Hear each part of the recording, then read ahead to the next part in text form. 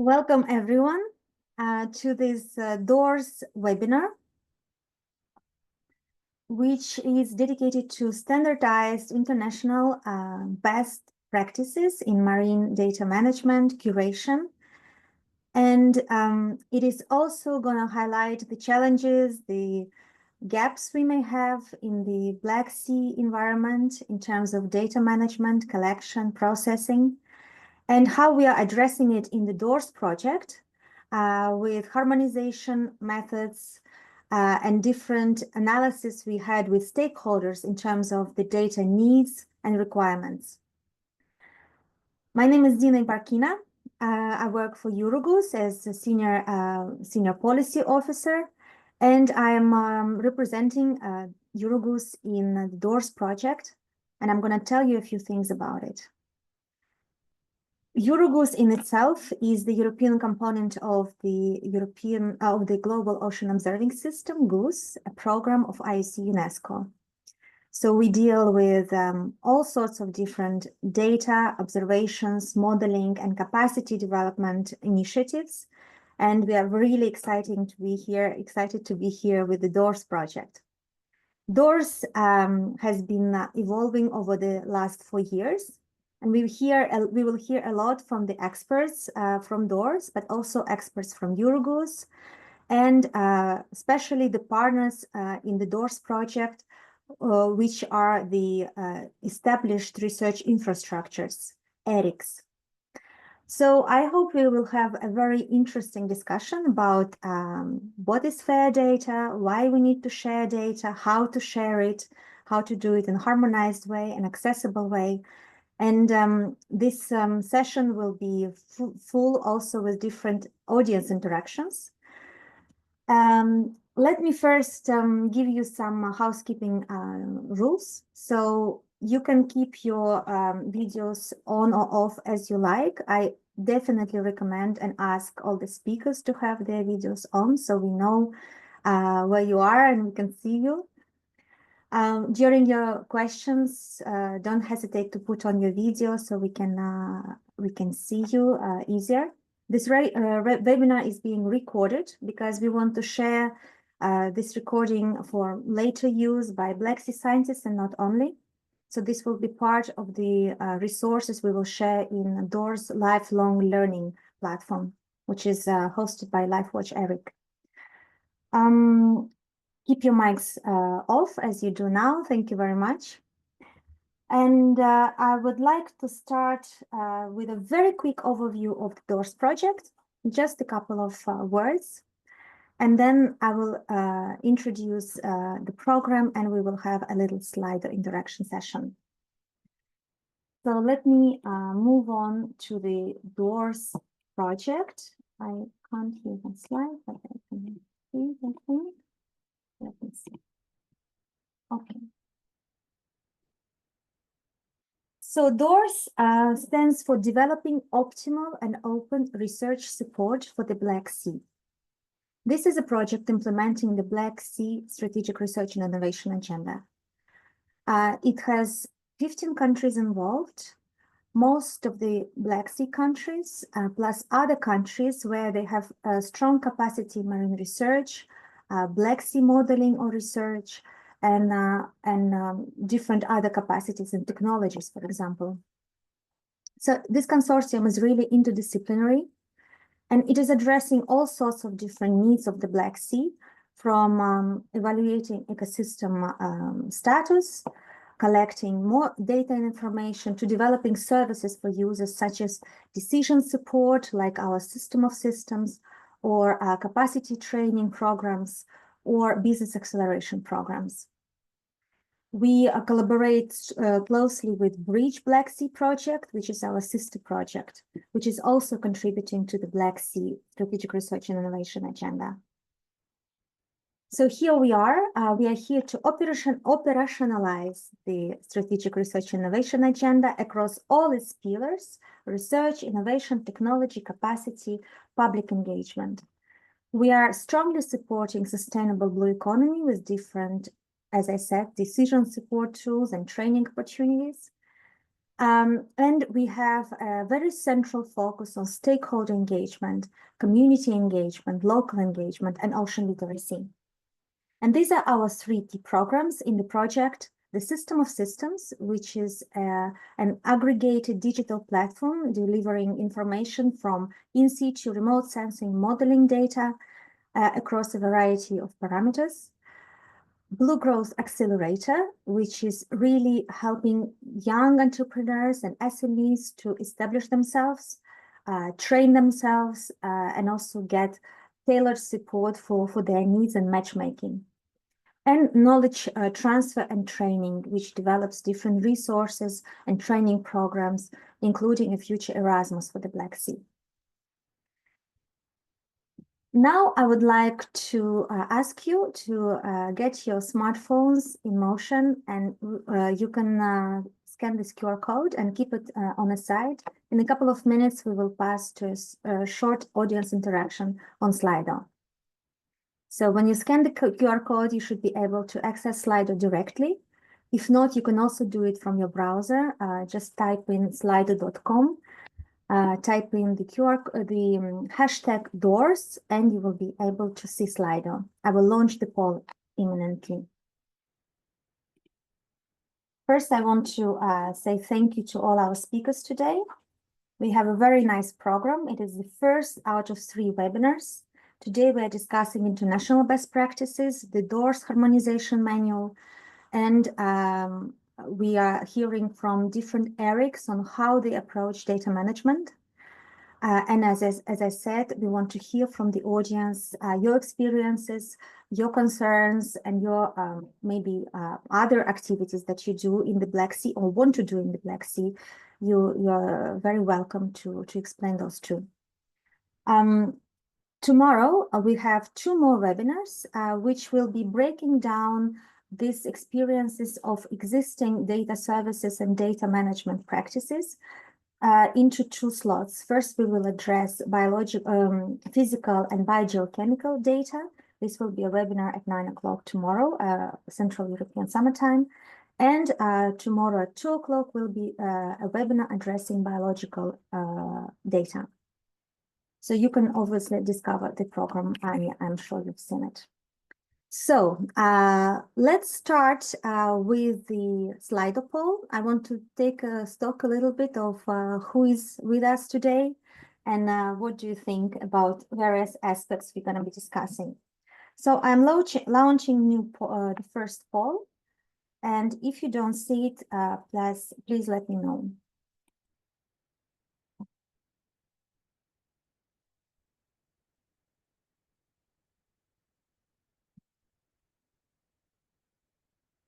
Very nice. And I'm going to share my screen. Here we are. Thank you. We have a few countries here. I'm myself right now in Belgium, in Brussels. It's very sunny. Okay, great. So it's a good spread. We have some Black Sea countries, but not only, as expected.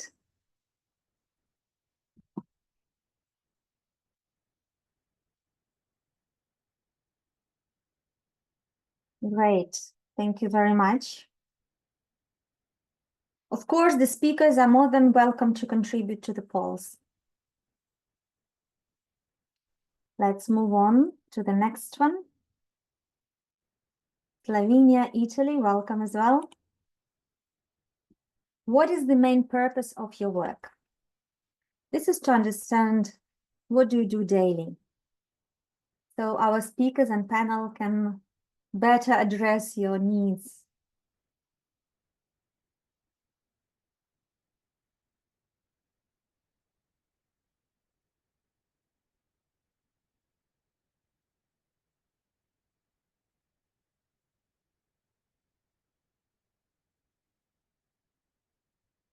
Okay, so your main daily focus is on research, ocean observations, and data management. That's good news. But also there is some interest and work in decision support tools, possibly some services, and in communicating ocean knowledge. Do we have some modeling as well, a little bit? And you can use the chat of this call if you want to share something more about what you do. All right, thank you very much. A little other poll for you. Marine data means different things for different people. What would it be like for you? A jigsaw puzzle, something complicated to combine, you always need a piece missing. A treasure hunt, a lighthouse that is guiding you and letting you take the right decisions. Or a storm, there is so much of it and you don't know what to do with it and how to manage it.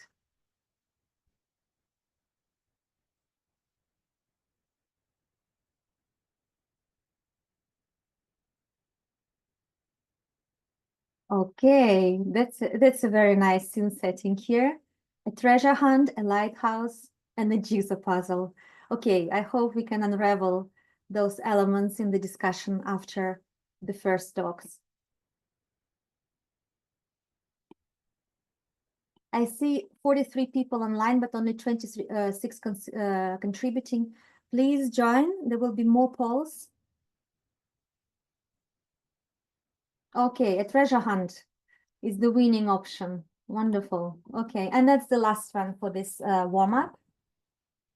What is the first word that comes to mind when you hear marine data standards?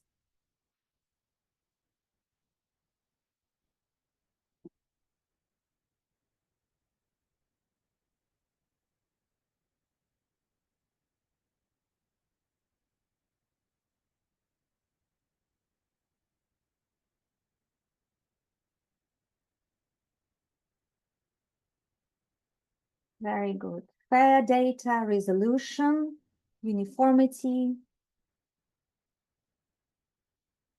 interoperability, metadata, quality standards. We're going to discuss some of those today.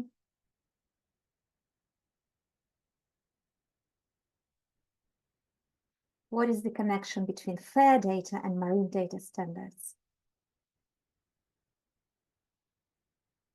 Harmonization. That's very good. We're going to hear about that too today.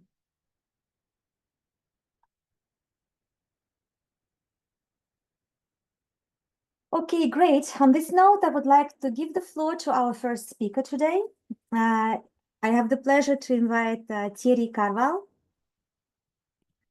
Thierry is chairing our Eurogoose working group on data management,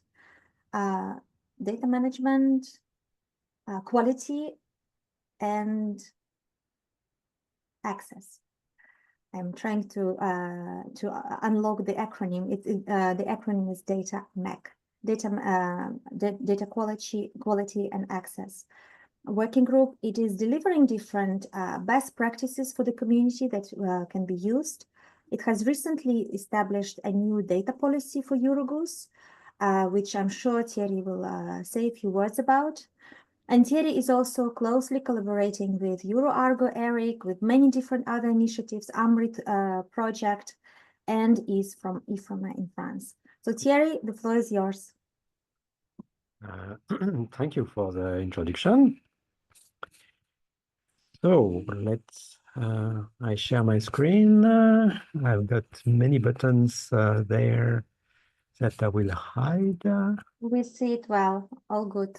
Okay, so I start. So I give you a short presentation about international marine data initiatives and and the regional partnerships. So I'm going to talk about data management at international, regional level, and also the ongoing major activities we have in Eurogoose DataMec. So I'm stuck on the yes. Okay, a quick description of what is Eurogoose and its international context. So Eurogoose is composed of 48 members from 19 countries, and all in all, 140 member organizations are participating into Eurogoose working groups, task teams, or regional systems, the RUSIs. So Eurogoose, the activity goes from collecting the data, processing and modeling to delivering service and information. So Eurogoose is part of the organization that is set up under the umbrella of UNESCO, the International Oceanographic Commission, that is setting up and managing, organizing the Global Ocean Observing System, the GOOS. And the GOOS is organized by region, and one of these regions is Europe, and where we have the Eurogoose community. But you can see that it's a part of a puzzle of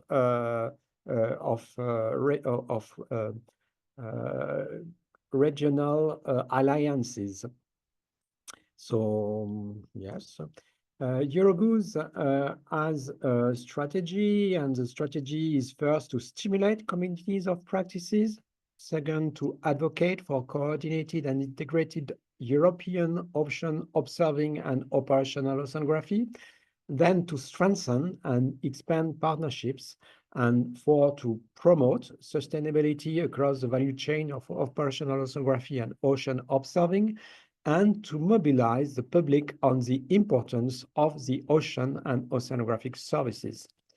So Eurogoose is based on regional operational oceanographic systems, the RUSes. So in the north, we have the Arctic RUS, then the Baltic RUS, the Northwest Shelf, the IB RUS, and the MOOS, the Mediterranean Oceanographic Network.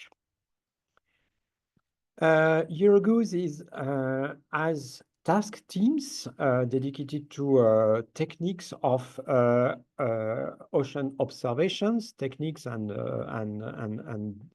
implementation of observing system with high frequency radar, a task team for gliders that is linked to GROOM, EGO, and more important at the global level, the ocean gliders community. There is Argo, which is part. There is a strong connection with EuroArgo and the Argo global program. Tide gauges, and then there is a task team for Ferrybox and another for fixed platforms with with MOU with EMSO.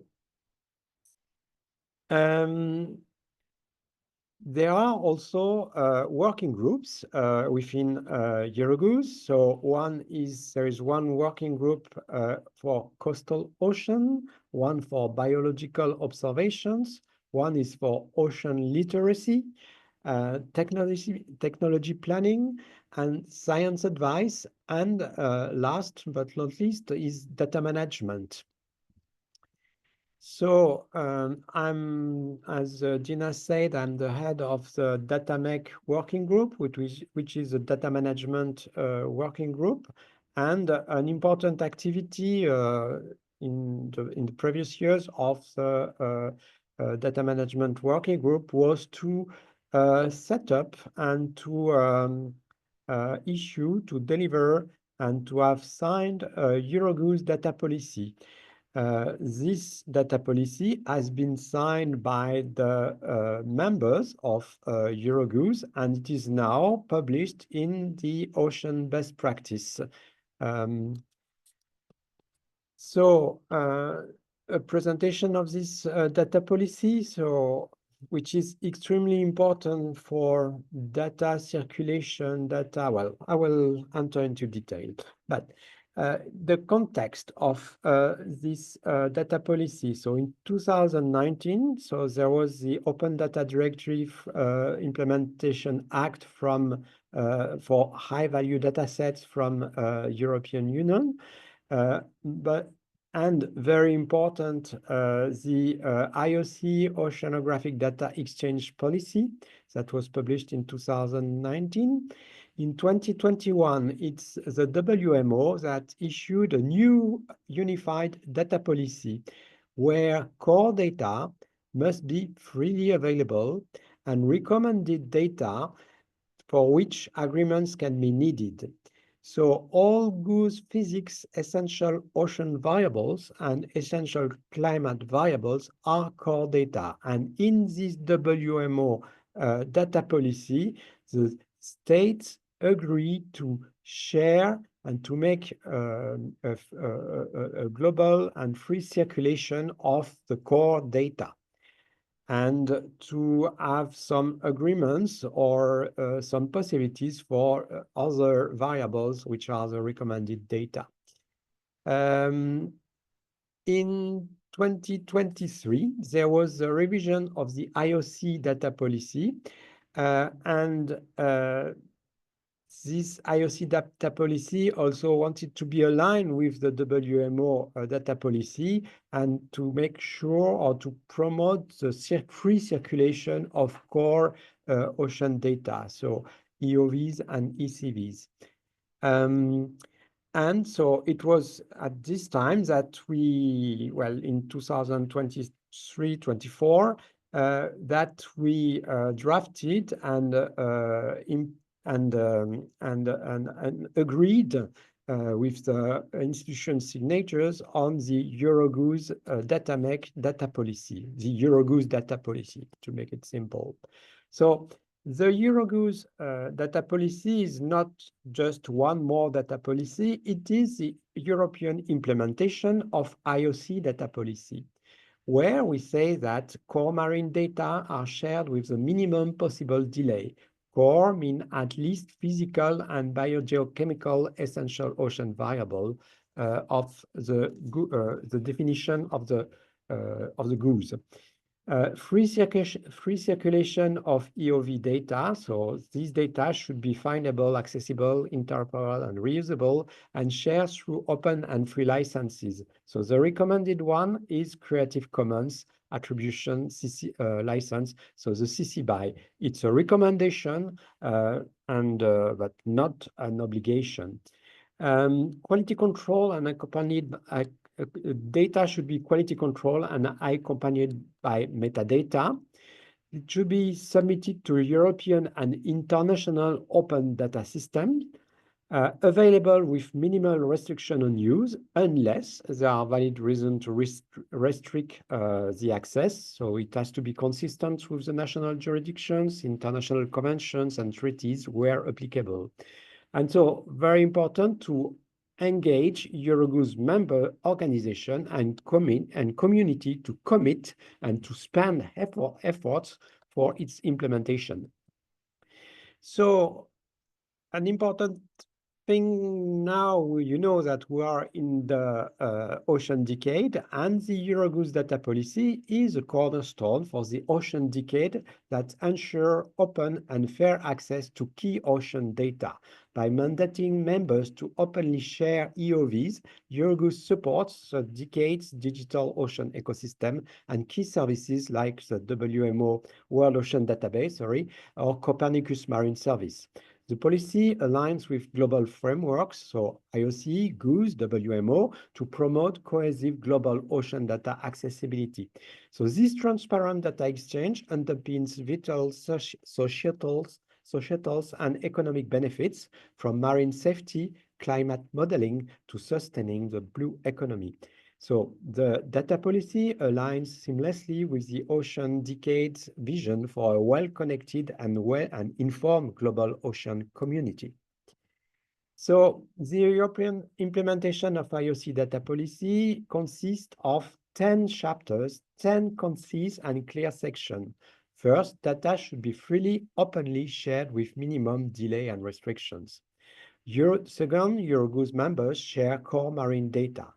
Third, Creative Commons license CC BY is recommended. 4, minimal restriction on use unless there are valid reasons.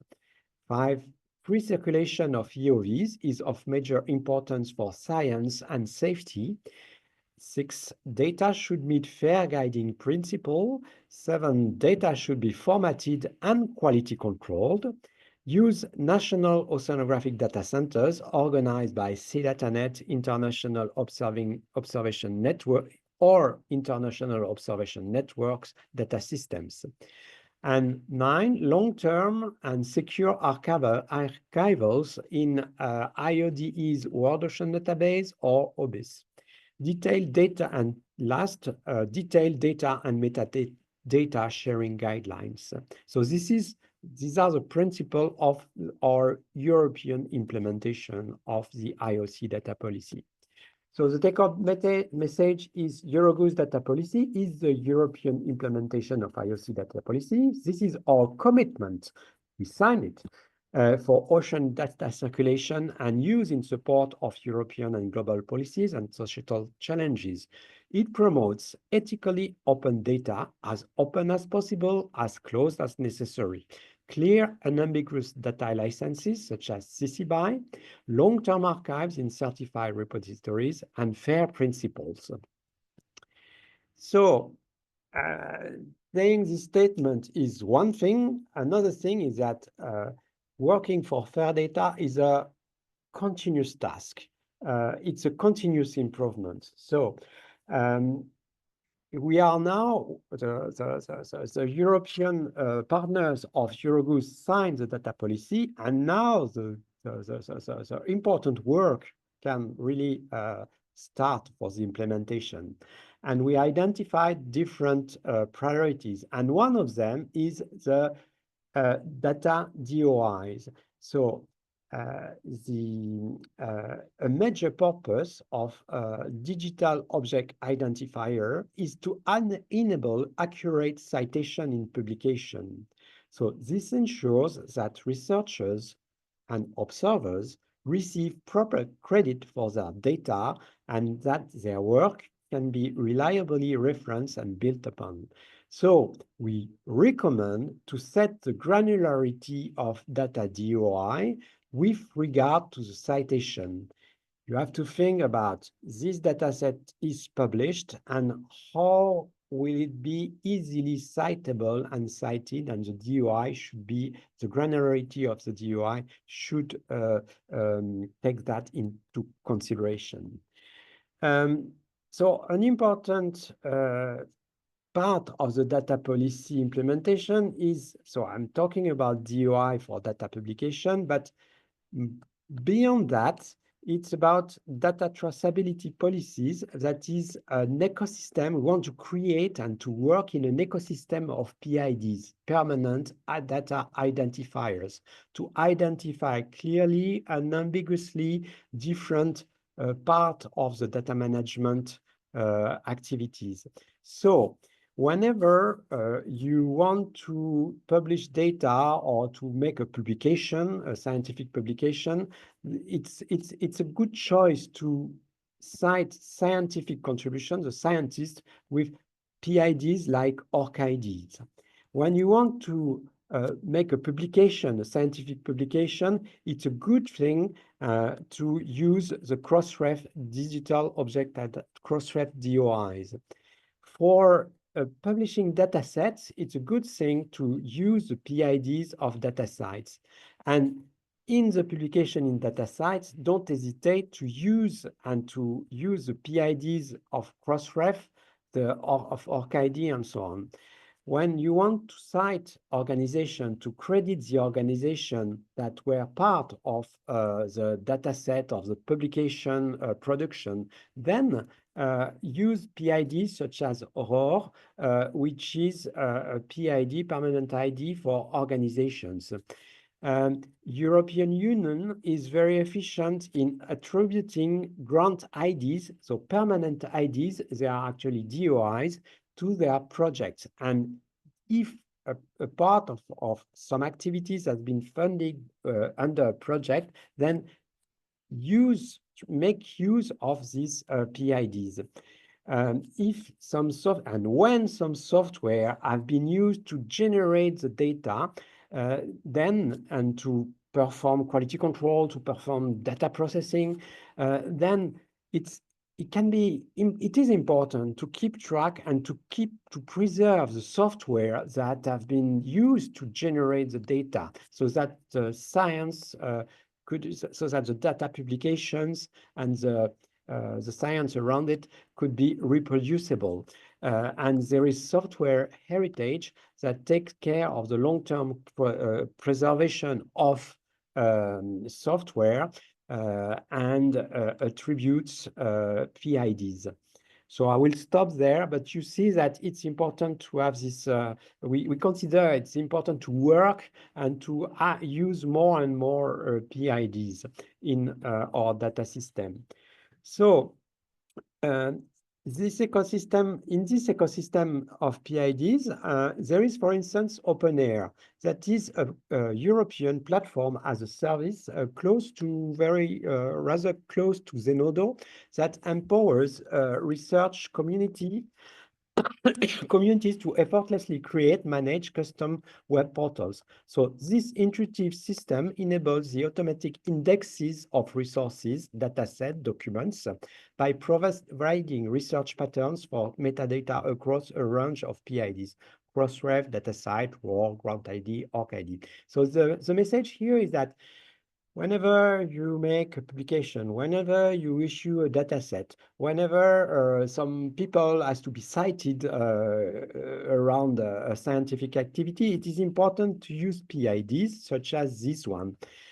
And with OpenAir Explorer, you have almost for free all the links. OpenAir Explorer will exploit all the links that are in between these PIDs to create a sort of catalog of a system, of a project, with all the important information. And if you did properly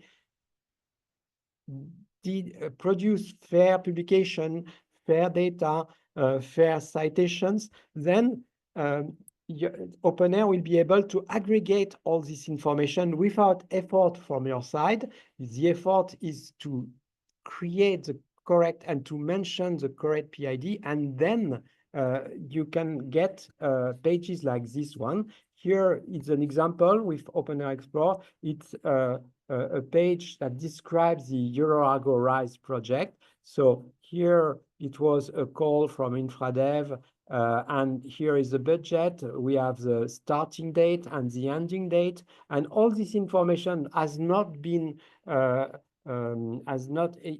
does not come from a human being typing this in this interface. No, it comes from the grant ID of the EuroArgo RISE project. Then there is a summary, which comes also from the description of the European project that is in Cordis. Then there are all the publications that are related and whose PIDs are related to EuroArgo RISE. Here you have 118 publications that are part of the EuroArgo RISE activity, production, research data, research software, other research products, and the data management plan. So you have the description here, and here you have all the partners and that are clearly and unambiguously cited here by way of their PID. And I think I have to stop now for this presentation, showing you the international landscape and the commitment of the EuroGoose DataMake for fair data and the implementation and the priorities underway in this system.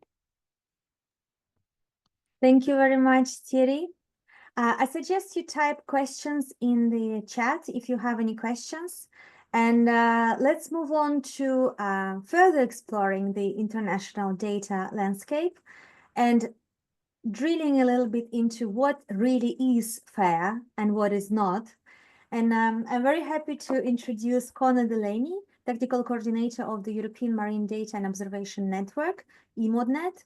So please, the floor is yours, Conor. Thank you, Dina. I'm just trying to see if you guys can see my slides. Not yet. Yeah, it's the share function. Just give me a moment. No problem.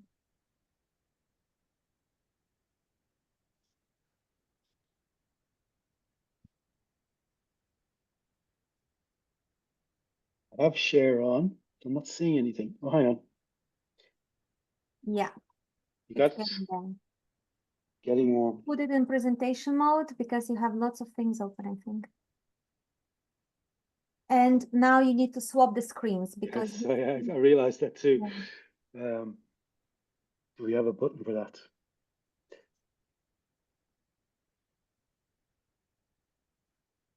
One moment. Sorry, this guys.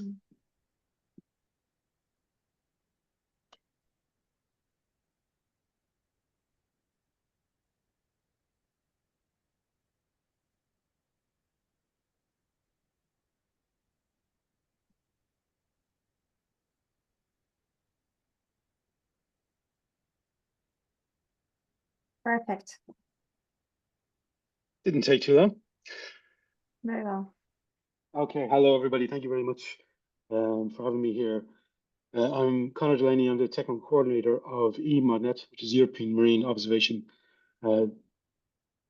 Observation and Data Network. Thanks Thierry for his very interesting presentation there. I would like to say that from presentation I'm giving would be at the other end of the data pipe. Is a nice way of putting it. So rather than making data observations, we're making data products and publishing them. And what I wanted to do was talk about a couple of things that influence what we do, impact what we do, and how they relate to various legislation and decisions that we make. So I'm just going to briefly give you an idea of what EMODNet is as well.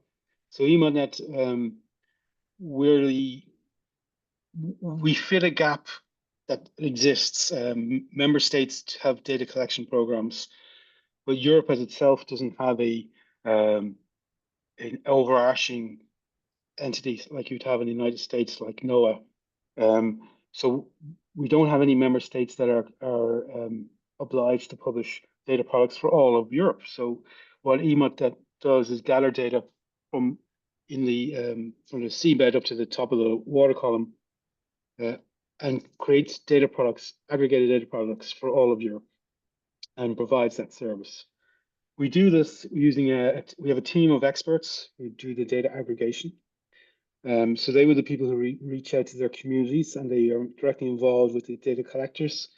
And from there, they create data products that are needed in EMODNet. And the EMODNet create products as is requested by DG Mari. So we're guided by European policy and guidance.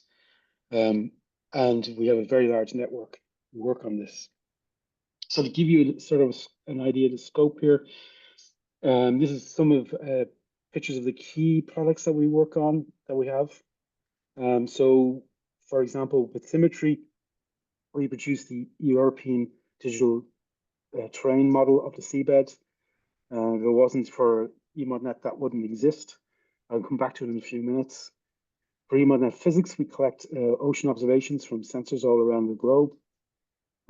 For biology, they collect the European scope of species observations in the seas, but they published a whole global species observation data set in EMODNet. Similarly with seabed habitats, we produce a seabed habitat map for Europe, which is a model map made up of input from bathymetry and physics and geology. And if it wasn't for EMODNet, that wouldn't exist. And then we do another thing as well with human activities. Picture there, you see ship tracking data or ship traffic data. And to produce ship traffic data is quite expensive. We have to purchase the data and then we produce a product. So the realization from the Commission is that this is a very useful data for people. And in order to make it accessible, EMODNet purchases the data and then makes a product, and that product is open data and available to everybody to use.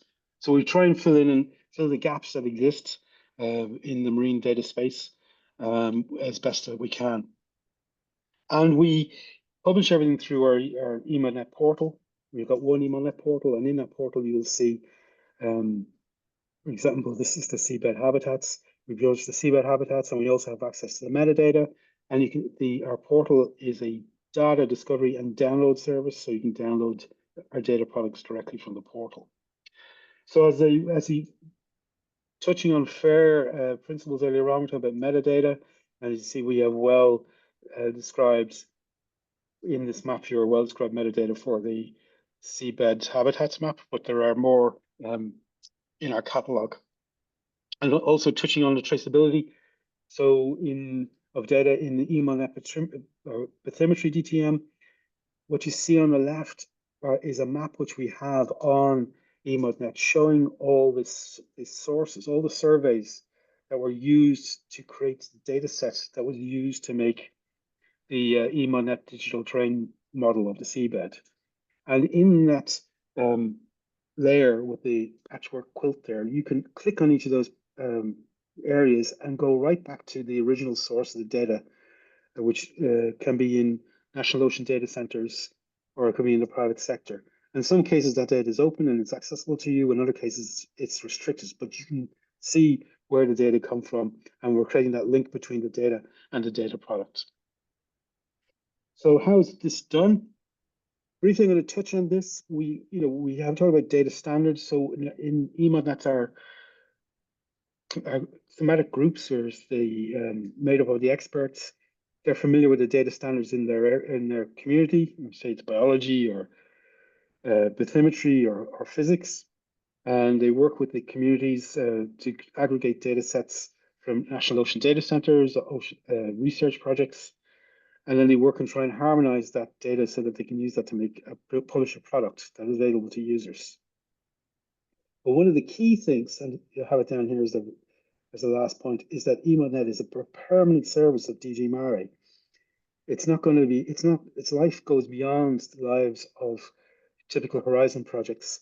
It will be here next year, the year after, and in 10 years' time, it will still be there. And recent developments with EMODnet and Copernicus Marine, our sister service from the DG DEFIS, is that the two services are going to be working closer together going forward, and we both represent the formal marine data services of the European Commission. So FAIR data, Inspire data directive, metadata. I'm going to touch on these now. We have core goals in EMODnet, which is that data gets collected once and reused often, which is an idea that comes from the Inspire directive. If you know where the Inspire directive, I'm going to come mention it now in a moment. But it's also a type of concept that comes from FAIR data principles. We have aggregated, harmonized, and multi-parameter data sets, searchable metadata, which comes from FAIR principles. And we do have things from data services. So you can access our data products interoperably over the web using computers or using human interfaces. And as I mentioned, it's a long-term service. But I want to explore more the ideas of FAIR and Inspire.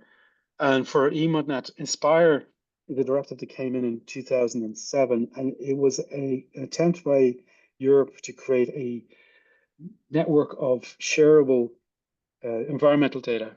Environmental data, by its very nature, has a location associated with it, and Inspire is a spatial data infrastructure for Europe, and it required member states and environmental data to be published with location and to be published as web services.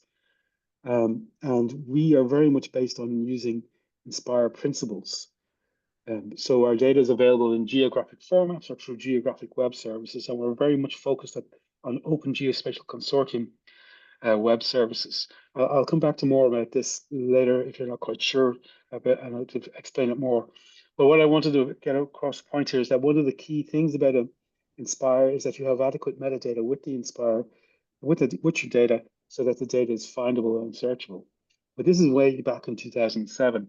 The FAIR data principles came in from the scientific community around 2016, and it's very similar in terms of its goals, in terms of you need to be able, it wants data to be findable and accessible. But when you drive down into the details, there is some difference between what we do and what's in with the FAIR principles. If you go to the first point there, findable, so the first step is reusing data and find it. So we have well-described metadata. In FAIR data is also well-described metadata. For us, we produce a catalog so that you can find data through our catalog by searching through the metadata that we produce in EMODnet. That catalog is also machine readable, So other catalogs can harness that catalog and aggregate the data products together. Accessible is a key thing that it comes up a lot in FAIR principles. Accessible at the time, really what they were trying to say is that you shouldn't be blocked by having to apply for a login to access data, or those logins should be available to everybody. For us in the eModNet, we have no logins. All the data is covered by Creative Commons by 4.0 data sharing license, and we don't have logins to access that data. It's free for you to come along and take and download. Interoperability is also a very keen part of the FAIR principles, and we, because by our very nature, because we use Inspire concepts and we use the Open Geospatial Consortium data sharing services, our data is interoperable. You can query the data, you can subset the data, or you can integrate it into other workflows and rely on the data services to be there, so that when you rerun your workflow at a later date, you're getting the data products from eModNet, the ones you get are the latest ones that are available. And of course, reusability is a key principle for eModNet, as it is for the Inspire. So these are Inspire and FAIR principles are very much guiding lights in terms of how we build the infrastructure we use for sharing data products. And as I said, we're at one end of the data pipeline, whereas many of our colleagues here will be at the other end. We're actually collecting the data that gets used in our products. But we do have legal backgrounds that we need to that support us. And Thierry touched upon this too, the Open Data Directive. There was a first time there was a Open Data Directive was around 2003, and it got refreshed in 2019. And key things in the Open Data Directive is that data sets should be completely and freely available in machine readable formats, and they have identified high value data sets, and these are geospatial, Earth observation and environment, and meteorological from our perspective in eModNet. And this is basically, the directive says that any data that's funded out of the public funds by the taxpayer anywhere in Europe that comes within these remits, it needs to be open and available to all. And this is a great bonus, makes things easier for eModNet because member states want to meet their obligations. So they make their data available through their open data portals, and that means that the data is harvestable and people can come and take it and use it for building other products. It's a great step forward, and the concept of open data has had a profound effect on how we innovation in the environmental sciences space, but also in the data sciences space. And in particular, the use case that's always referred to is how it opened up Earth observation. There was a time when Earth observation was too expensive to do environmental investigation with, and now because Earth observation from the Copernicus program, for example, or from the US Landsat program means that people can use the Earth observation data for free to do profound investigations into environmental change. Similarly, with the climate modeling data, the climate modeling data is very expensive, but because it's covered in Europe by the Copernicus program, climate model data is free for people to use. So that's a group effort that benefits the community. So similar with eModNet, we're trying to do a group effort to benefit the community. I know one of the other aspects we look at is trying to come up with data standards to make it easier for people to understand how to share data and to give them a framework to share the data around. And I'm just giving two key examples here.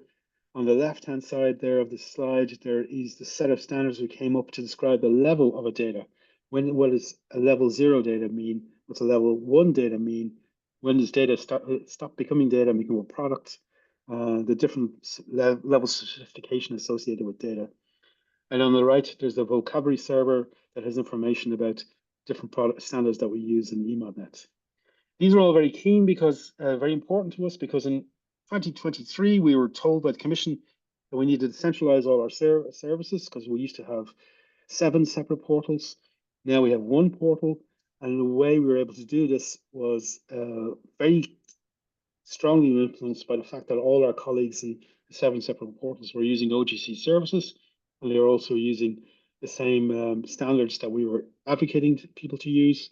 So it made it much easier for us to harmonize everything and bring it together into one central portal. And in one central portal, we have a map viewer, a catalog service, and we also have an AirDAP service.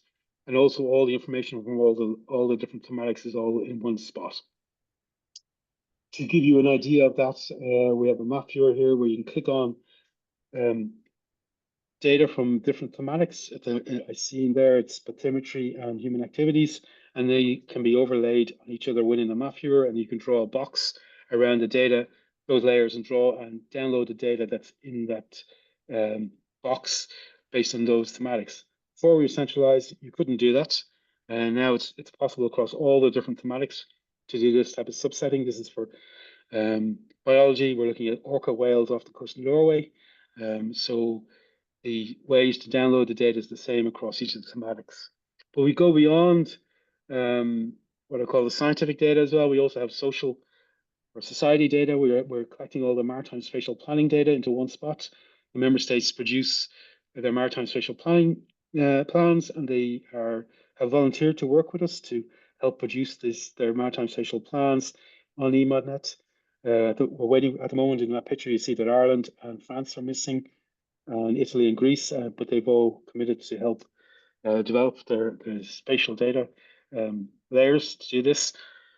And these layers are more than just pretty pictures. They have actual links back to the original legislation to help people understand how the seas in the coasts of around Europe are being exploited and managed. The idea there of having the metadata available in one spot is illustrated here through the catalog service. What we have here is we use the standard called the Open Geospatial Consortium standard catalog service, or the web standard, which means that each of our thematic lots produce metadata, which we then publish to this standard, and we make these web services to the catalog available through GitHub. We also use a separate catalog called AirDAP, which uses an OpenDAP standard that allows us to produce gridded data. These are large data sets which you can subset and download in different formats. And the benefits of using these standards is that they're interoperable and they can be aggregated. This is an example done by the Irish Marine Institute, where they aggregated all the AirDAP servers around the world. And from the point of view of our EMODnet catalog, where our catalog service for the web, our catalog service for the web our catalog is being aggregated by the two separate UN portals. One is the Group on Earth Observation System of Systems, and the other is the Ocean Info Hub. And because we provide more than metadata in our metadata, in our metadata, we don't just provide information about data. We provide the actual links to the data itself. That means that in the case of the GEOS portal, they're able to actually recreate many of the functionality that we have in EMODnet through their own portal. So you can see there some of the human activities data being displayed on the GEOS portal by virtue of the fact that they've harvested the information out of our catalog.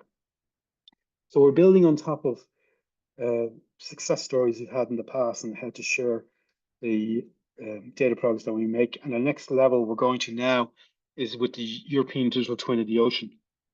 And the European Digital Twin of the Ocean, we have created what's called a data lake. It's a high-speed storage facility in a data center. And we have taken the EMODnet data products, and we've taken the Copernicus marine data products, and we've put them together in this high-speed storage facility. And then beside the data that's stored there, we've created some compute. So you can go in there and use Python or R and open them up right beside the data and access the data through the catalog and work on the data and do work there to create new products or to do knowledge discovery with the assurance that you don't have to deal with big data problems or high-speed data transfers, because all the data is right beside where you're working. So I'm sorry that was a very high-level overview, but I wanted to try and give you an idea of what happens when you publish your data in the right way. It eventually ends up in EMODnet and available through the various channels that we have out to a greater community, so that it can be leveraged by others to build better things or to give bigger insights. So feel free to reach out to us if you want any clarifications on those technical matters. And I do apologize for going at the high level technical level there. Thank you very much, Connor. And it was a great transition, I think, to from data acquisition to management to services. And here we are with what Doors did in this space as a system of systems, a digital platform which is combining different data sources for the Black Sea specifically, which is still a big gap in our European capacity for data. So I'm inviting here Violeta Slabakova, who is co-leading this initiative in Doors. And please, Violeta, take it away. Thank you very much for the introduction, Gina. So let's share my screen. Okay. Yes. Hello, everyone. My name is Violeta Slabakova. I'm from Bulgaria. I'm working in Institute of Technology, Bulgarian Academy of Science. And for the Doors, I'm co-leading the package, which is responsible for development, co-design, co-creation of the system for the Black Sea. What is the DOOR system of system? This is the first of its kind digital observatory that brings together for the Black Sea, that brings together heterogeneous data stream that are coming from different sources, including data from research cruises, autonomous platform that operated in the Black Sea, Earth observation data products, modeling outputs, as well the data that is coming from the European repositories such as ModNet and Copernicus Marine. In all this data is represented in one smart visualization platform with harmonized data model. By bringing together hundreds of data sets across the Black Sea basin, the system of systems supports the knowledge transfer, supports innovation enterprises in the Black Sea region across the different blue growth sectors to support sustainable and just growth of the Black Sea region. The system of system is cloud-based platform. It exploits the latest X-Cube technologies that is designed to assessing, management, and processing of the geospatial data. The software is fully open source, and it provides several tools for efficiently management of the data, transformation of the data, manipulation of the data, as well as the data analysis. The featured data, this is the data that's coming from cruises and from automatic sensors are stored in the geodatabase. For the visualization and interaction with the data, we built three different models. The first one is the single web page application that provide easy access to the gridded data sets, and the user can very easily obtain the time series of any of the variables, of the parameters which are available in the DOOR system of system. For the non-proficient user, we build the dashboards. Usually the dashboards integrate the near real-time data from sensors or from the cruises, and the user can use this immediately just by they have immediate plots of all the data, and they can use to insert in the different reports or scientific publication. From the proficient users, we are offered the Jupyter Lab notebooks that allow the user to make customized analysis or additional data processing according to their application. As I mentioned, we integrated different data that's coming from the CMIMS and ModNet, as well. We are building several data products that are based on the Earth observation of the in situ data or the modeling output. Some examples, you can see some examples here. So we use the new approach, combining the radar data from Sentinel-1 and Sentinel-2 optical data in order to quantify the nature and anthropogenic coastal changes. We use the radar data to identify the marine litter, including the microplastic in the surface water of the Black Sea. Our modeling, marine litter modeling, allows us to evaluate the marine litter distribution, origin, and area of accumulation that provides elaborated information that directly could be used to support the management actions. Our modeling, for example, this is the modeling for the river discharges, nutrient and sediment load from 11 major rivers in the catchment of the Black Sea area. This unique data for the last 10 years, this unique data set is available only in the system of systems and cannot be found of any other repository. From the beginning of the project, we are interacting very intensively with the stakeholders from different target groups in order to identify the data gaps, the data needs, the specification, the requirements for the specification for the system of system, for the visualization, for the interaction for the data. As well, we try to identify the book growth priorities in the Black Sea basin in each country bordering the Black Sea, as well in the for the basin. And to identify as well the social needs and environmental challenges. And this approach has allow the stakeholders to play a critical role of co-designer and co-developer of the system of system that they will be used in the later stage. What we're offering, actually, the system of system is offering open data to the several near real-time data sets, which is available in the data viewer. This data could be used to monitor the past and current stage of the Black Sea, and as well and to monitor some unforeseen events as explosion of the Kakhovka Dam in Ukraine in June 2023. So there was no any options to go to take the samples or to monitor. The only options was to use the satellite modeling data in order to assess the impact of the collapse of the Kakhovka Dam. Another example is actually the system of system integration forecast that can be used, it's open data that can be used by the user and stakeholder to predict extreme events such as Storm Bettina that badly hit the northwestern Black Sea countries in November 2023. The storm caused several fatalities as well and very serious damages of the coastal and marine infrastructure. Another example of the data which is available is the data products for the coastal dynamics. So the user can access the products that provide information for the natural processes of the that provide for the coastal for the coast due to the natural processes or from the human activities such as building of the ports, harbors, or airports. The monitoring of the coastal change is extremely important for preparation of that adaptation strategies, especially if we take into account the climate change effect.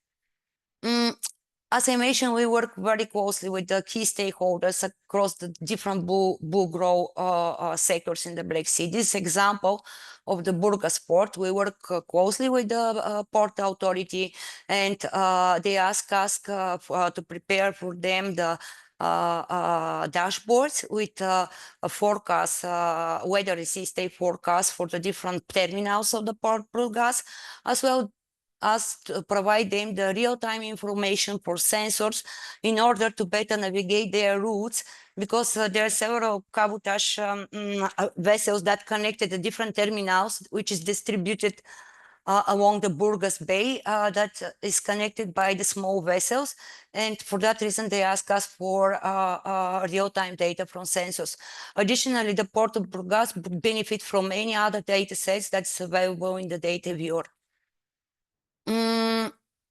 So, in summary, this is the first of this kind digital platform for the Black Sea that integrates heterogeneous data streams. The system of systems is feature-rich, open-source web application for geographic data.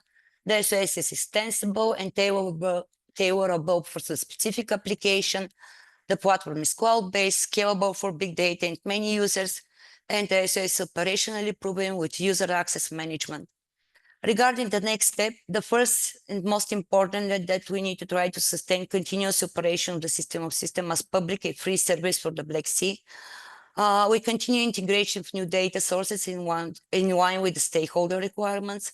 The new version of the data viewer was released in March 2024 that integrates several new features and tools for data visualization and analysis.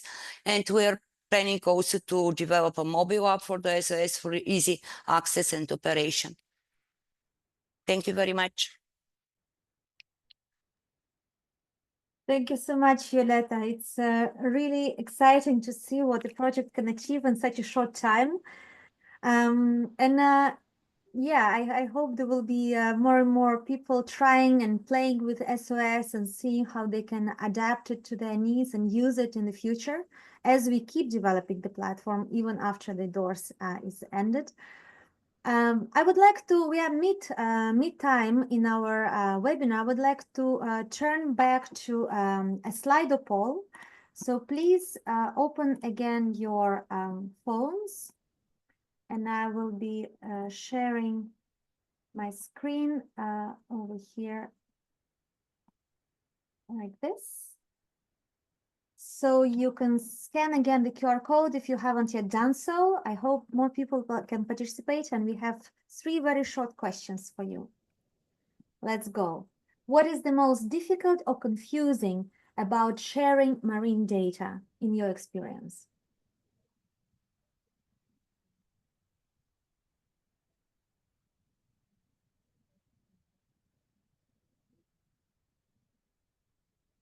I will hide the results while we are aggregating a little bit, so you are not biased too much by what others say, and we will discover them in just a few seconds. Keep contributing.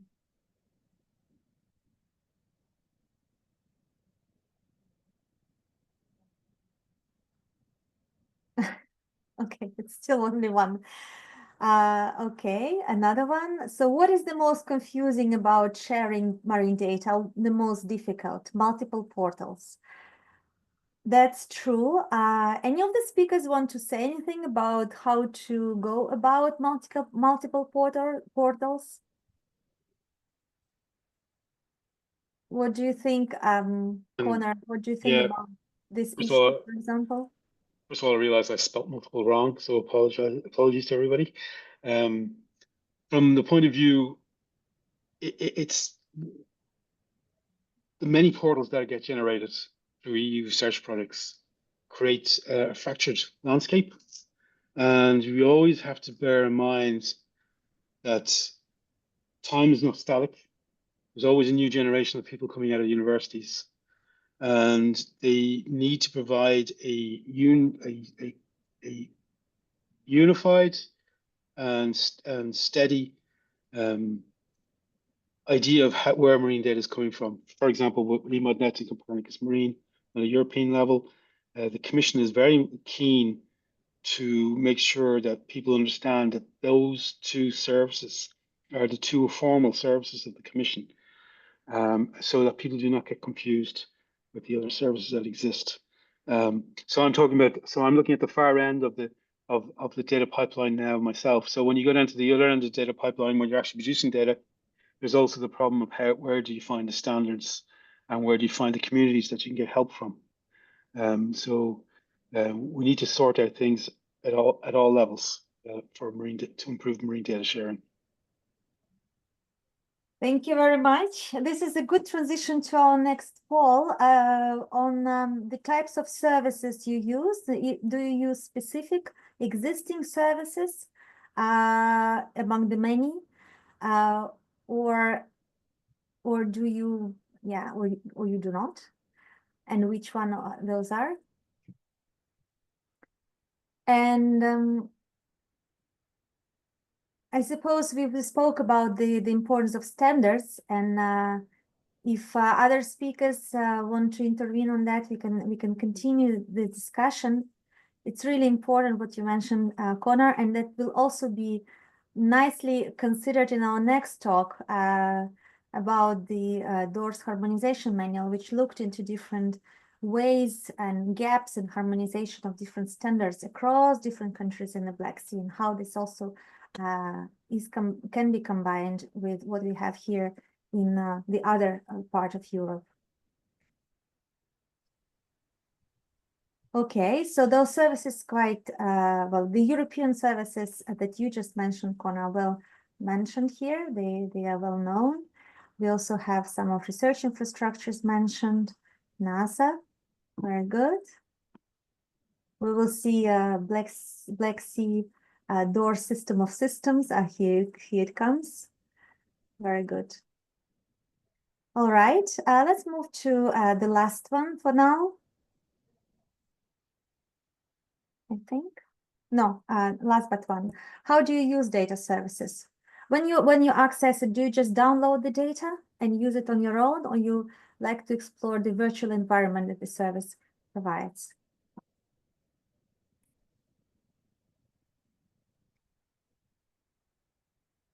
We have later an interaction also with Eric on how they manage data. So please consider the upcoming speakers, those kind of perspectives. You could see how you go about it and what you can recommend for the Black Sea data. Only 17 people, please move, join in, move your phones.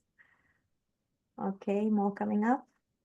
Thank you. So, okay, we kind of get the feeling. And the last one for now, what questions do you find the most pertinent to your practices of using data standards?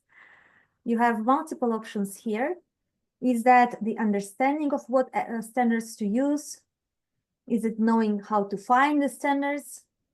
Is it understanding how to ensure compliance with the standards? Promoting the use of the same standards among the colleagues in your organization or in other organizations or in other countries? Or are there any other pertinent elements of your data management practices that you find here?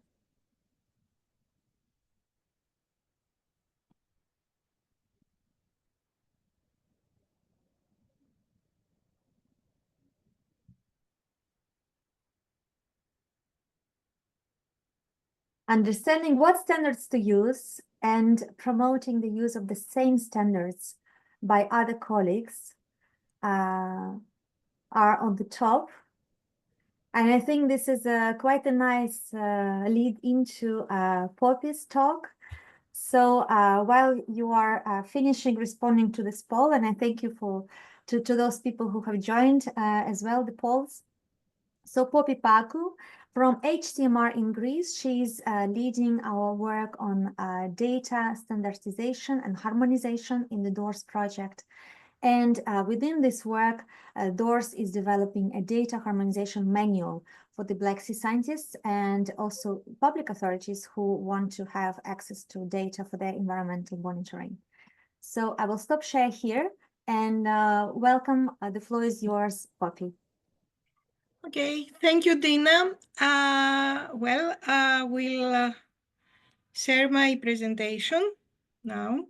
And meanwhile, I will like to ask if these presentations the people can have them. So because I will try to be quick and skip some of my slides. I hope they can have the presentation with the details, and if they want, they can ask me today, they send me an email or whatever it is more easy for everyone.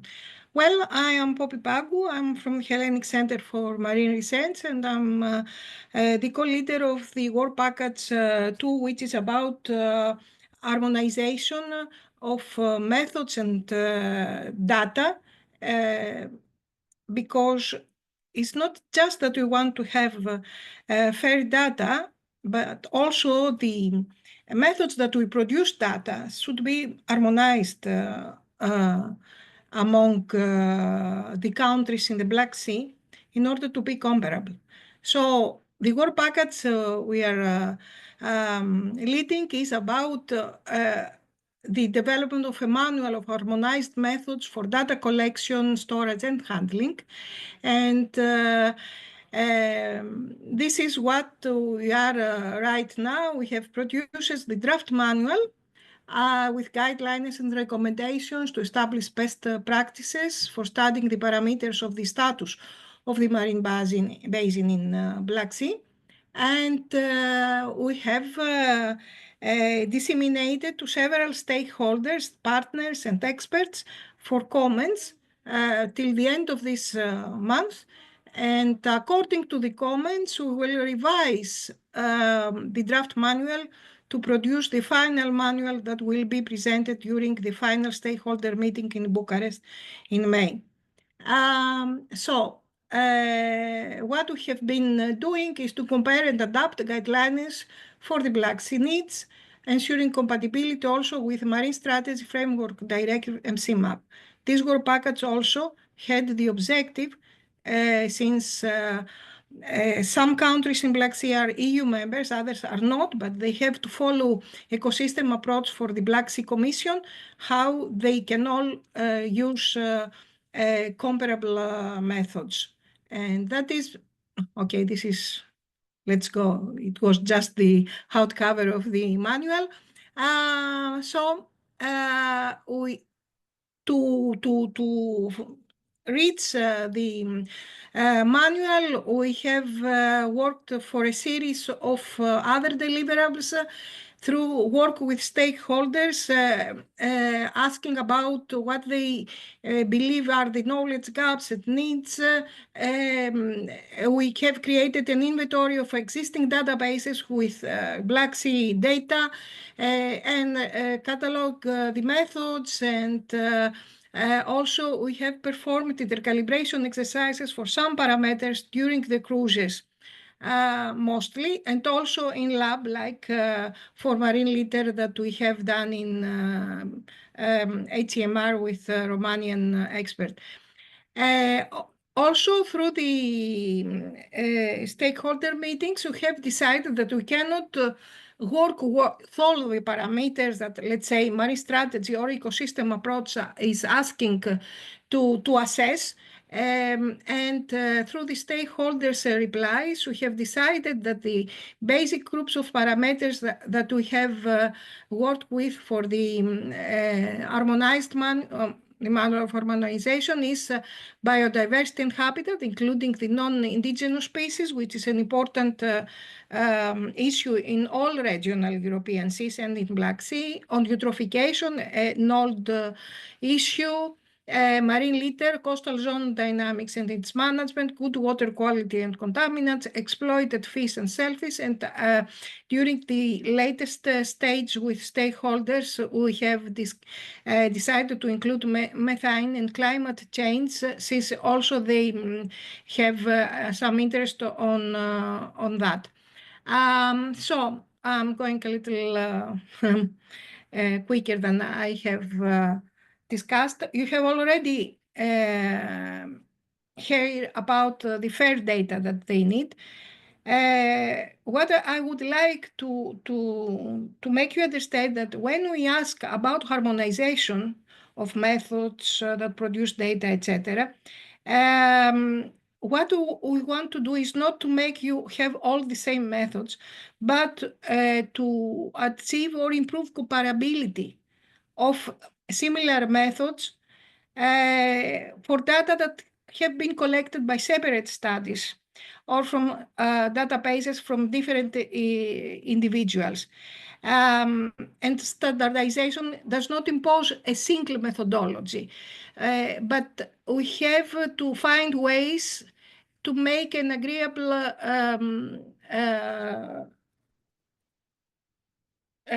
method that have information that have been gathered from different methodologies. So for doing that, we need to have regular intercalibrations among laboratories, people, etc., instruments, and also the set of data that they have. So some examples is the intercalibration of satellite instruments, which is critical for the monitoring, the intercalibration for two sensors that we are using in the field, and the assessment tools, because these policies that I have mentioned, like marine strategy or water framework directive or ecosystem approach, at the end ask us to assess the status of the marine environment. So also the tools that we are using should give comparable data, the comparable results, sorry. My plan was to present to you 3 case studies among those that I have mentioned before, and we have included the manual of harmonization. The one is a mature case, like the eutrophication, and I selected chlorophyll, which we use worldwide. However, as may not believe it, chlorophyll, though it has this long history, not everybody uses the same method. So even to that, we need intercalibration. Then I wanted to present to you about marine litter. It's a less mature but very promising and very important pressure for the marine environment. And finally, climate change. For this, we have also intercalibration exercises and training courses. Okay, eutrophication, as I told you, is something that exists in all strategies and policies. As I told you before, though there are several projects, and especially in Black Sea, Anemone and Missis project, mainly for European countries, have developed inventories, diagnostic reports, and overviews. It still remains a challenge to harmonize and implement them. Through the Black Sea Commission, due to the lack of political consensus in several political consensus, several cases. I will just tell you about chlorophyll. As I told you before, that though several countries are using the same methods or field work with Niskin poles to sample, during the stakeholders and the questionnaires that we have distributed, we saw that there are countries like Georgia and Ukraine that reported proper satellite measurements. These measurements have to be intercalibrated with the field sampling and the laboratory analysis. And in some cases that was not shown in the results we have got. So I had prepared these tables. I am not going through. You can see there each country what has reported for chlorophyll A.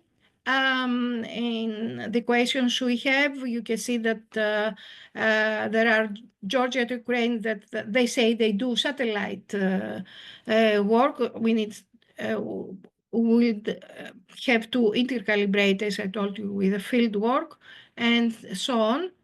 Also about the ocean color remote sensing for chlorophyll A retrieval. There it is a question about the standard operational algorithms and those that are specific for regional local algorithms in the Black Sea that can produce chlorophyll A related products. And we need to have this specific algorithms for Black Sea. There is some literature. We need the countries that are using satellite images and to check their algorithms. So, as I told you from previous projects, there were some intercalibration exercises between Bulgaria, Romania, and Turkey, which gave several satisfactory agreements between the chlorophyll methods, but these have to expand intercalibration exercises between among all Black Sea countries and must be repeated in regular times. Because since then, since Missis, there are several years gone by and people or instruments are changing. So every time a significant change in the method occurs, they have to intercalibrate in order to see that they still have comparable results. So I'm going then to marine litter, just to tell you that we have asked about information on production of data for coastal marine litter. We have found that among the Black Sea countries, the 5 Black Sea countries that have replied that they are doing monitoring on marine litter. 4 of them they use harmonized methods, not exactly harmonized, but similar methods that can be harmonized. Macro litter floating, we have agreement for 3 countries. For macro litter in the sediment, we have only 2 countries that agree for their methods. Microplastic floating again, we have harmonization in 2 among the 5 countries that they have replied. And microplastic in sediment 3 out of 5. So you see that not all countries are using. So what the one country is report as good status may not be good status really for the other one if they do not use harmonized methods. Then I had added climate change assessment. However, in the beginning, we did not have it because climate change is not an element that it is an issue that it is studied for a marine strategy or water framework directive or ECAP. So we added it since there was an interest by the stakeholders about it. The steps that we propose is to have collaborative research, but these steps are not only for climate change. This is for every assessment element they have to sample, to analyze, and to give data for the assessment of the status. So collaborative research encourages the research institutes and universities to collaborate on monitoring research efforts related to marine climate change also.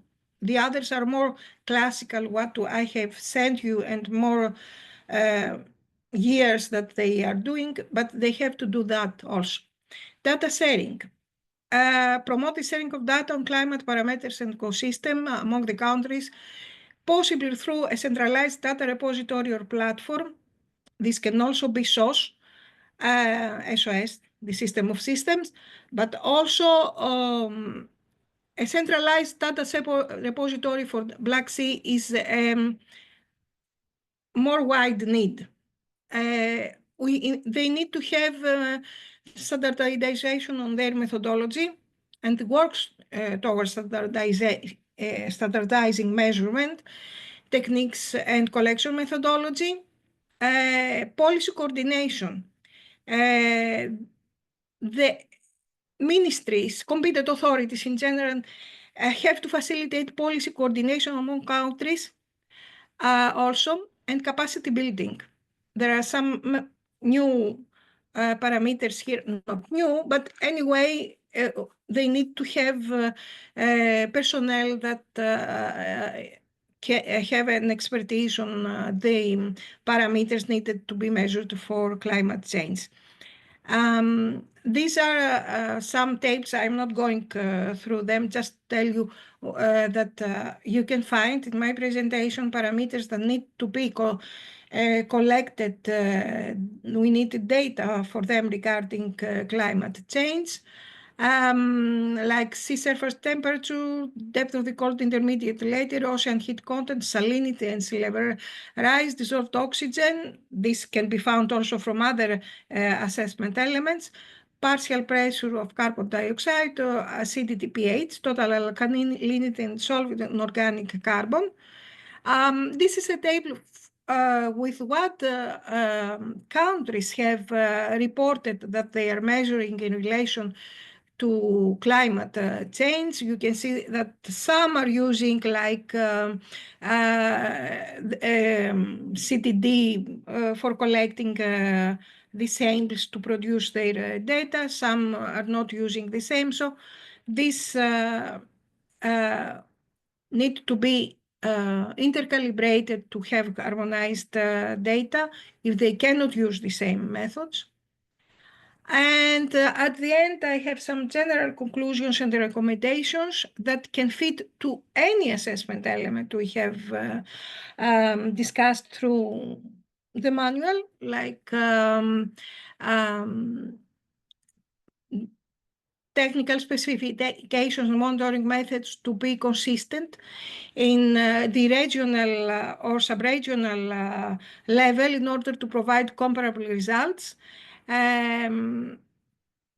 Both national and international level in Black Sea, the sampling strategies, they use the countries like frequencies, sampling areas, need to be implemented regularly, every year, every season, whatever is the issue they are working for monitoring. They need to develop monitoring towards elements that so far are poorly monitored or not at all. They can use automated observation system, remote sensing, and also to promote national and international collaboration. Neighboring countries can help each other. Data analysis needs harmonization of analytical methods, also as statistics that they're using at national and international level. The assessment tools, for example, in Black Sea, it has been proposed PIST, which is also several such assessment tools for the other regional seas. They need to use harmonized assessment tools also. Harmonization of data management within countries and among countries. You can already hear some of them maybe in another terminology, but we are all saying the same thing, I think.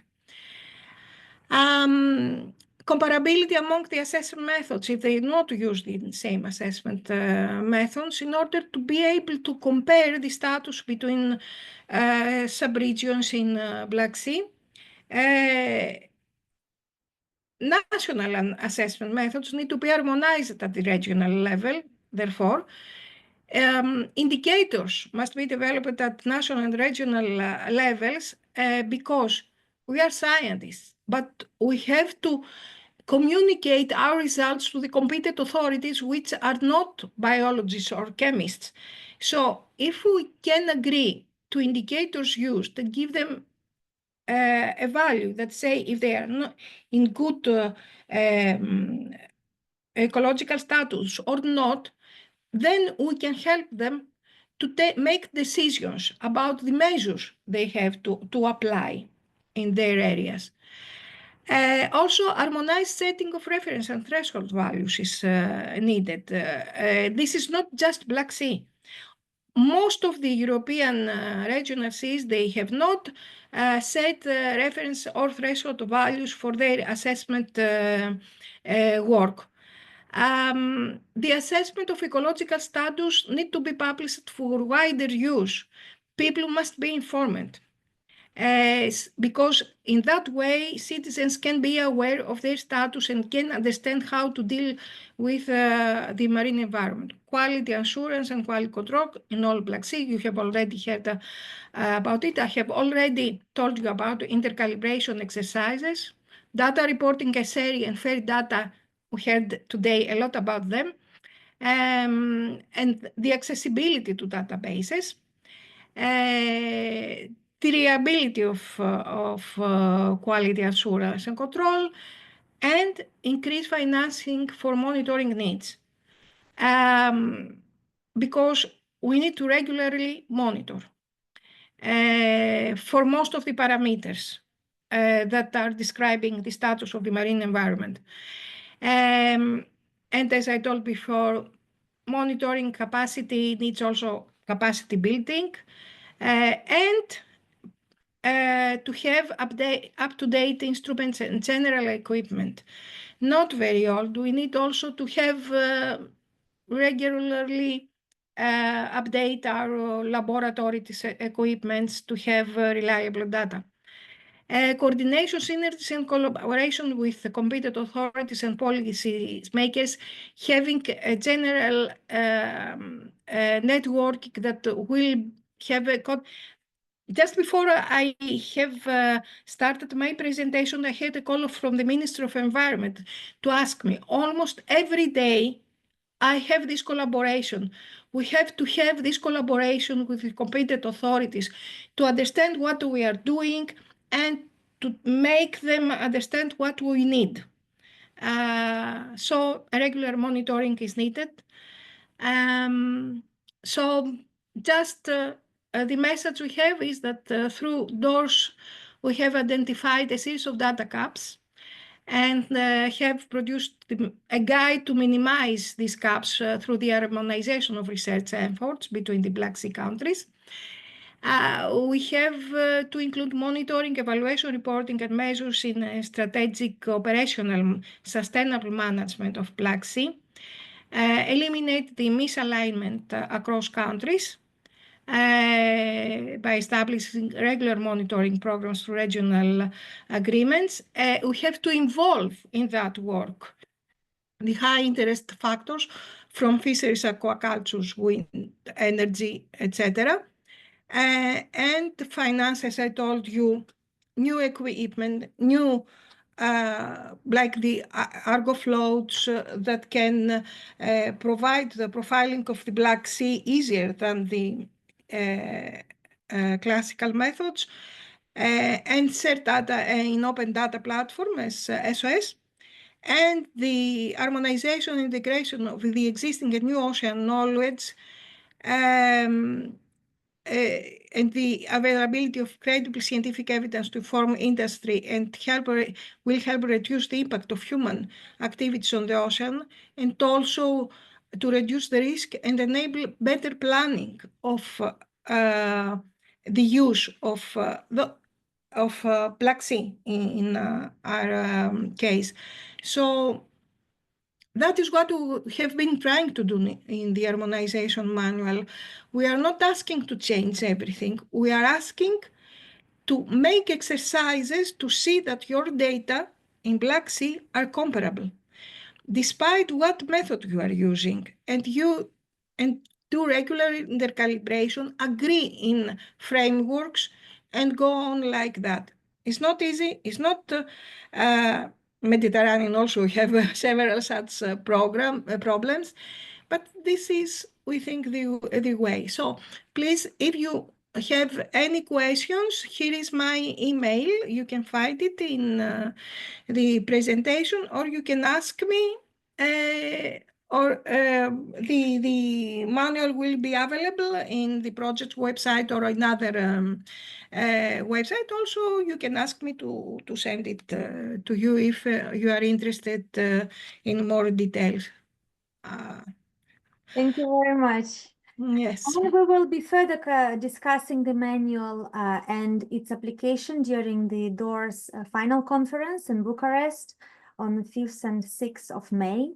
So the announcement and registration is imminent any day now. So watch the space on the website and register and attend. And you can also discuss this with Poppy over a coffee break or a lunch even further outside of the session as well. So this is... I think there is a question, Thierry. There is other questions? I don't see questions.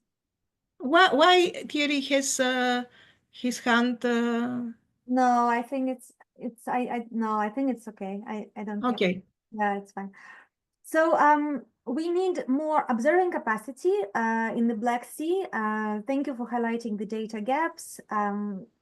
And this is a good transition now to speak with research infrastructures. Many of them are already observing the Black Sea, and some of them are planning, and their infrastructure services are different from hardcore infrastructure to virtual infrastructures. So I would like to, we only have 20 minutes to resume. So these are really brief interventions, and also maybe teasers for tomorrow's sessions, because all of those infrastructures will be featured at the two webinars we are having tomorrow. So at 9 o'clock, we are discussing with EuroArgo and EMSO, and at 2 o'clock with LifeWatch and EMBRC. And here I want to have a quick overview from you on two key elements, if you can address them on the capacity of the Black Sea observations and data that you are focusing on, specifically for the Black Sea in your infrastructure or planning to, and also about the harmonization or data management methods that you are acquiring or you're using, and the practices we have been discussing today. Thank you. So I would like to introduce now our short pitch speakers. So from EMSO is Alias Maslow. Welcome. From EuroArgo, Jan Hervé de Reuck. From EMBRC, Cristina Pavlodi. And from LifeWatch, Alberto Besset. So I suggest in this kind of tour de table, starting with Alias, then to Jan Hervé, to Cristina, and to Alberto, can you please give us a few insights on what you are doing in the Black Sea and not only. Thank you. Yes, thank you. I would like to share the slides, no? We said yesterday that we can. Yes, you can Yeah. share the slides, Okay. but mind the time. You have like about 3 Yeah, minutes. yeah, I will be very fast.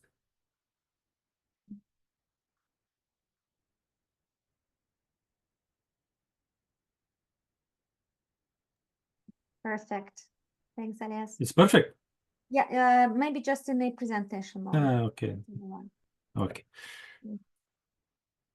Yes, so I will speak a little bit about EMSO, how we're doing it in the Black Sea.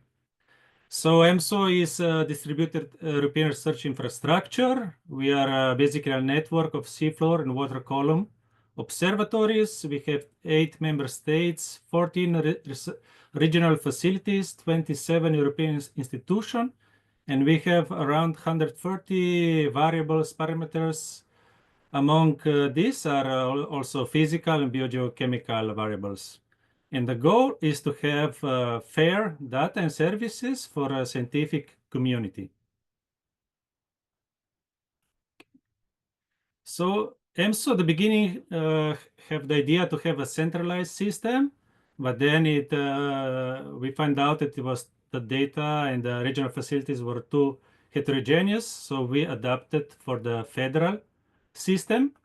So to do this federal system, we use a software called AirDAP. And now I will show you a little bit about the AirDAP. So AirDAP is the backbone of EMSO. It's open source software developed by NOAA, and AirDAP is deployed at the regional facilities level, and then we have a central AirDAP that connects all these regional levels to a central, as you can see in the figure on the right. And I have to point out that the data are managed at the regional facilities level, so they are collected and stored over there. But this is why it's very important that these data are harmonized at every regional facility. So to harmonize this data, we have a custom EMSO metadata specification document, which is based on the global ocean sites data format, but adapted a little bit for the need of EMSO. So because it's in GitHub, is version control, human readable, machine actionable, and also define a set of compliance tests. So these tests, to do these tests, we use this harmonizer tool. These go through all of our datasets that we have in the system and check with the compliance with the document that I mentioned before, and also give some tips and how to improve the score, and also at the end give you a score, how well are you harmonized with the EMSO document. And also it's available in GitHub. So at the end, we get this kind of table that for each regional facility said how well their datasets is harmonized with this document. And for example, we see that we just recently added also the Black Sea data to our datasets. And you see that they were added more or less in January this year, but immediately they are 94% harmonized. So they are very good from the beginning. So I would like to congratulate them for this. And you can see that our harmonization is just growing month by month. And for the Black Sea, in the Black Sea, we have 3 moorings, as you can see, that are openly available on our central AirDAP. So there you can connect to this data from one point, as for every other dataset that we have in EMSO. And as I mentioned in these datasets, they have physical and biogeochemical data. And this is why it's important to have fair and harmonized data that can be reached from one place. This I could also mention from the beginning, but I prefer to do it at the end because we think that scientists should spend time researching and not converting variables and these things. And also it's very important that you have the access for the datasets from one point. So you spend less time searching and more time collaborating. And also standardized data improve reproducibility and trust because you just eliminate more options for error. And all these things accelerate scientific progress by removing technical barriers. And when you do all this, it's very easy to do plots like this. For example, EMSO salinity data for all the regional facilities, all the data that we have in EMSO, and you don't need to hustle so much, is very fast. And that's it from my side. Thank you very much. Very nice teaser, I think, for tomorrow. So I hope many of you will attend tomorrow's session when we will go much deeper into the opportunities and options of the service. And now, Jan Hervé, this is for you to give your pitch on the EuroArgo and how you're addressing Black Sea data gaps. Thank you very much. So you can already see my slides? Yes? Great. Then I just want to recall, because I think it's always needed, to what Argo floats are all about. These are profilers that are fully autonomous and that during, let's say, a minimum of 4 years, are going to provide data collected in the water column. Every 10 days, they surface and transmit the data to satellites, and then these data are then gathered into data assembly centers, and even at two global data assembly centers that are twinned between the US and Europe. So this is a system in which the data are provided after no more than 12 hours, and with a real-time quality control. And then, so the kind of data that you are collecting are the first, I would say, core Argo is salinity and temperature. But then you have the biogeochemical, and the biogeochemical data are adding then oxygen, pH, nitrate, chlorophyll, and irradiance, and also BBP. So deep, it's not something that we're going to talk about the Black Sea. But then what is our research infrastructure, the EuroArgo? So 12 European countries plus a candidate country are gathered, and 30 entities are working together, providing, in fact, deploying these floats and providing the data management, the quality control, etc., etc. And the kind of services that are brought by the research infrastructure is, in fact, that we can perform some technological and developments together. This comes throughout European projects usually, but it helps enhancing the floats, the profilers themselves, or the sensors. In operation also, we provide services, that is to say, well, coordinate the deployment, and also something which we can achieve in seas like marginal seas like the Black Sea, in recovering the floats when it's possible. And then there are some joint services and material. The first of the services is, of course, yes, to have this data, this joint, this data management. That's for sure. And but not only, also guidelines and best practices, some capacity building, training, and also providing educational material, etc. And also having a coordinated communication. And then we do also for the whole community outreach and advocacy for expanding these kind of observations. About the Black Sea itself, the Black Sea Argo fleet, the first floats have been deployed in 2005. And since that time, more than 50 floats have been deployed in the Black Sea. So there's a really big bunch of data, more than 10,000 profiles. And while today you have 12 operational floats, just checked yesterday. And the typical journey of a float is really this anti-clockwise circulation that many of you know already certainly about. And just to talk about specifically the DOORS project, it enabled to have two floats more among these 12 floats, two new floats deployed in 2003 by Aobas. And since also something I checked today, since that time they began this anti-clockwise journey circulation. And one of the data that are collected from which you can deduce from what's observed is the CDOM, so the colored dissolved organic matter, and the fact that it's getting heavier and heavier when you go to the bottom.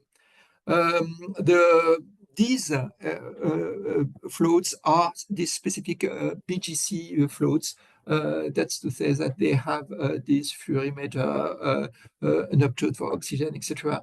The only thing they don't have is pH, because it's really difficult to measure when you have the low oxygen content like you have in the Black Sea. And it's also a teaser about what so Delphine will be showing tomorrow. Delphine Dobler, who's the data scientist in our team, and she will show the very the large number of ways to access Argo data.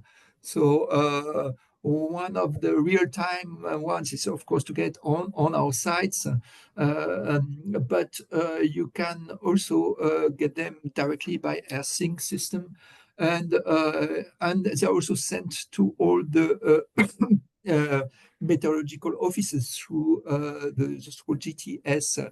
So which is a network which is transmitting all the meteorological data, because, as you know, also temperature at sea is something important in the coupled ocean atmosphere models that are used for forecast.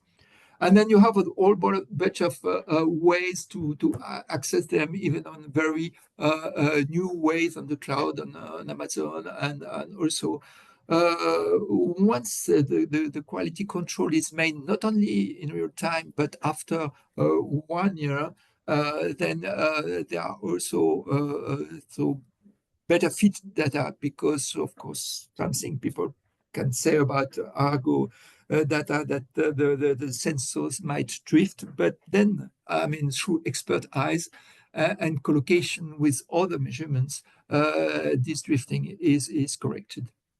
Thank you, And we need to move on, unfortunately. yeah, but that was the last one. That was the last one.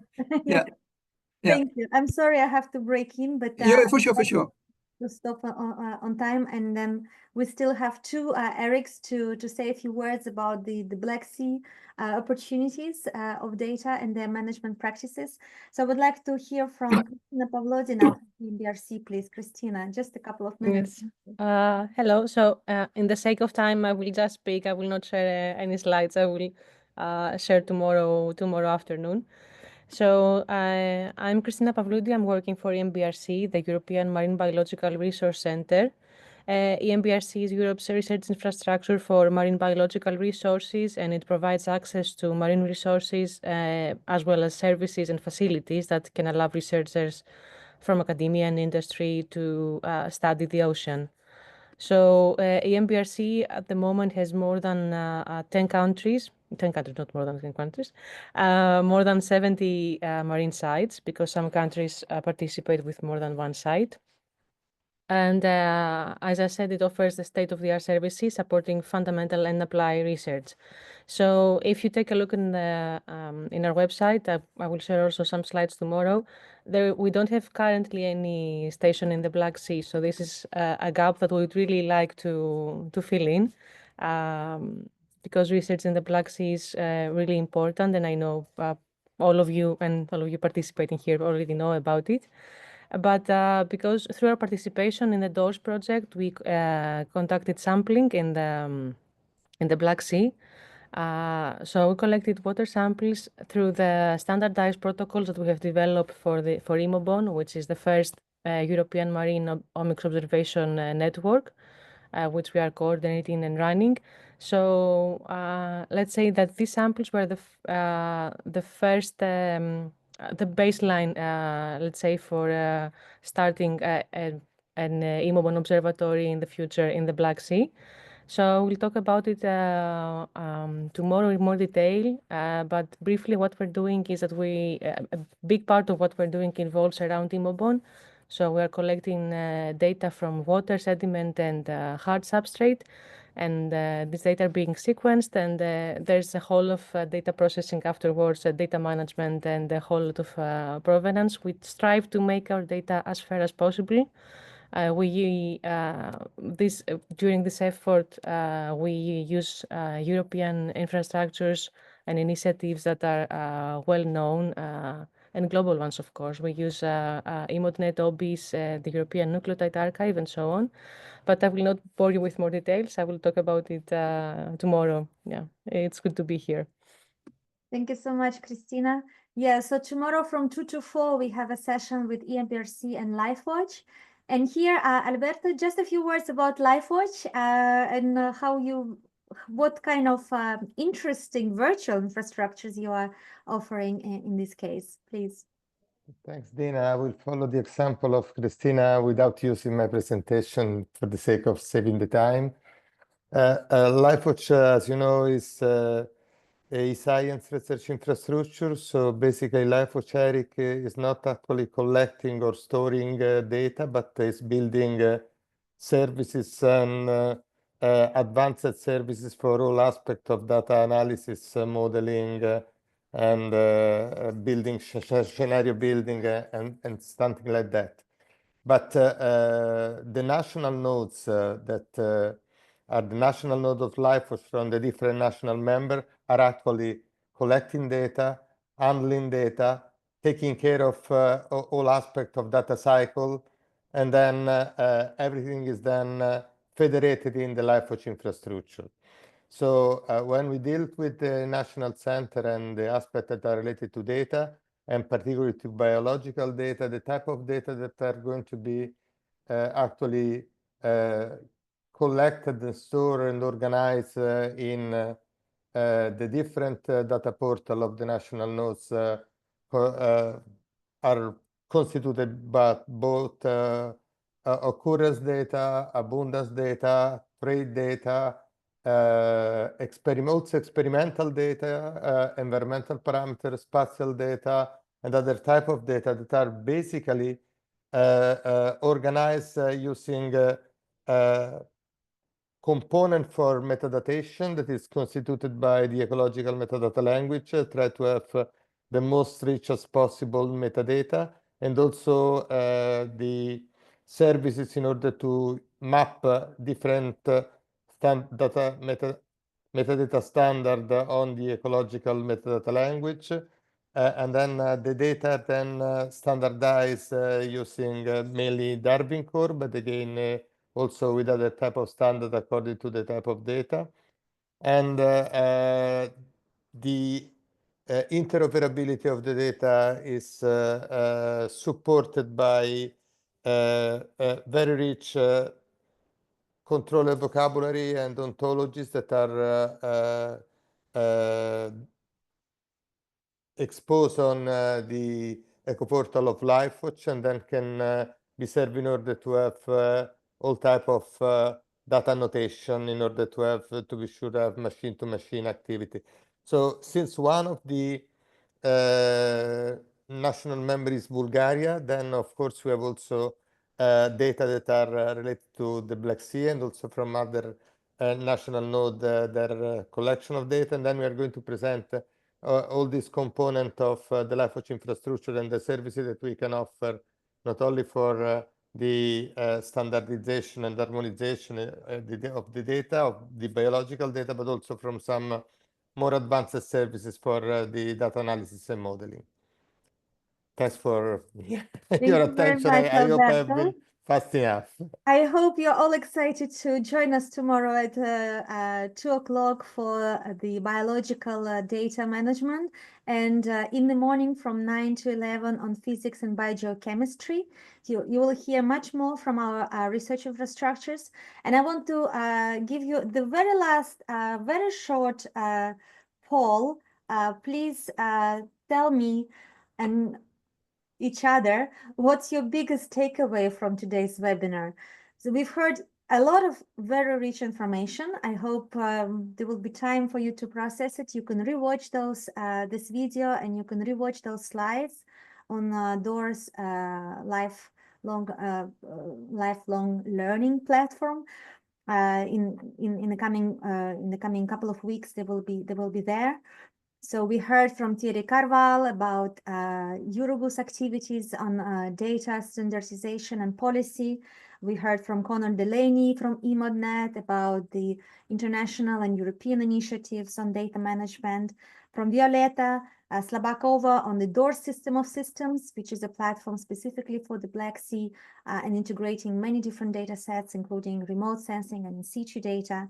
From Poppy Pagu about harmonization and the importance of filling those gaps through data gaps through access to data, but also harmonization and standardization and calibration of instruments. So we heard a lot of best practices, and then of course the research infrastructures have shared that there is a lot of some activities that can be used as well from them, data services, infrastructure services, and we're gonna hear much more tomorrow. So yeah, I see here best practices, potential collaboration. Indeed, we hope that we will continue working very actively on data management and data acquisition in the Black Sea. This is definitely our hope from the DOORS project. And I hope that you have learned something about new ways, or at least those that are considered as best practices to deal with your data, and you can use the resources that have been shared by our speakers. And don't hesitate to reach out to us with any questions you may have, or any suggestions, or share your experiences as well. So to wrap up, the last thing I'm going to say is that we have a DOORS final conference coming up on the 5th and 6th of May in Bucharest. This is going to be a very exciting event over 1 day and a half, when we will address all the rich sources and outcomes from DOORS, scientific discoveries, data gaps, stakeholder engagement activities, ocean literacy, infrastructure developments, and so on. So join us if you can in Bucharest, and until then, we see each other via online universe. Thank you so much for joining. Thank you to all the speakers, all the participants, and most of you have stayed until the end. That's good news, and I hope to see many of you tomorrow.